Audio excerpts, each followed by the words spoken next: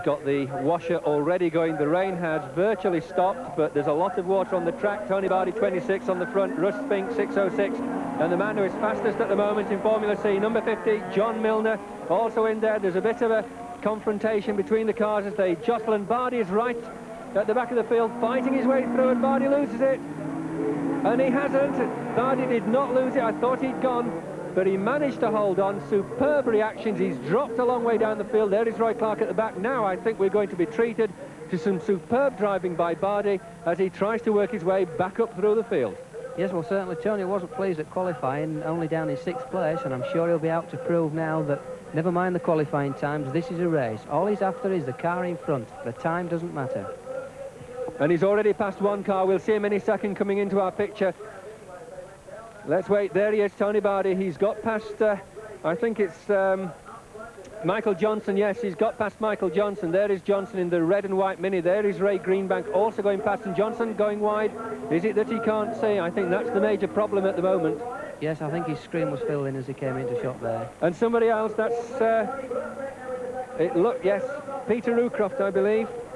Peter Rucroft pulling off, and he's in trouble. He's drifting off to the side of the circuit. The other cars somehow managing to get past him. He'll be off the circuit shortly, and just look at the drift that 606 Russell Spink has got with that Nova as he comes through. Let's try and pick up the order for you as we can. In the lead, number 50, it's John Milner. He's going down the back straight with one of the CityLink Metros following him. Then this man, 606, is in third. There is Tony Bardy dicing with Greenbank. Greenbank climbing all over Tony Bardy, but Bardy, he's still got a clear screen. I don't know how Tony does it, but he's managing to keep the screen clear both on inside and outside. This is the battle for the lead.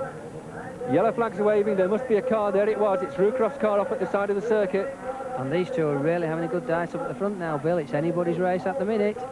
Yes, well, Milner, John Milner, number 50 in the Peugeot 205, seems to have the power as they go down there through the chicane and onto the tarmac.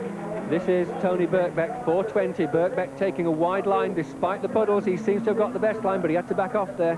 Yes, he was having a look there, lining up as he came through Spa, hoping to go wide and take him out of the next corner, but he didn't quite manage it. Well, he might do it now. Has he got the power? No, he hasn't. Just look at the way that the Peugeot puts the power down. I think that Birkbeck got onto the loose a little bit too soon. Well, they're both starting to lose the back end, as you quite rightly said, Steve. Once you put your foot down and you start to lose it, the natural reaction is to take your foot off, but then all sorts of nasty things happen.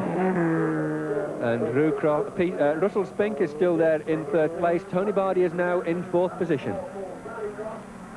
They come through to complete another lap. That's the car of Peter Rucroft at the side, and Birkbeck at the moment is not as close to John Milner as he was the previous time. Let's see how he takes this corner this time. He went quite tight there, drifted wide. It looks like Milner's going to do the same. Milner defending that line. Oh yes, and Birkbeck got it right this time. Birkbeck goes through on the inside, pushes Milner, but Milner has nothing of it. That really was good car control by Milner. He held on to the line. Birkbeck wasn't quite in front of him, and Milner managed to say, stay back, I'm not letting you through. And of course the problem is now he's shown his hand. He's tried that manoeuvre twice now on consecutive laps. He's going to be watching for him next time. Quite right, and this time Milner will be ready for him. So the order as we go halfway through the race, it's number 50 John Milner, then 420 Tony Birkbeck.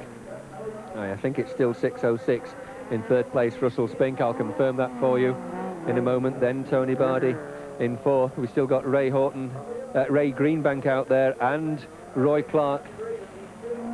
Hats off to these two guys, Bill. They're managing to give us a race in conditions where really it's only survival. It's a question of driving around the circuit, making the least number of mistakes. And yet here we've got two guys, no quarter asked, none given. They are racing. They are indeed, and of course this time Birkbeck tries a different line and he doesn't do it, and this is where I think Birkbeck goes onto the loose too soon. Yes, that's right. He's staying over to the right-hand side of the track. He's getting off the tarmac onto the loose, but of course he is losing adhesion first. Well, they're starting to catch back markers, and I can confirm that Russell Spink is third, Tony Bardy is fourth, and I think that Bardy is beginning to catch Russell Spink. But the battle at the front is between these two drivers.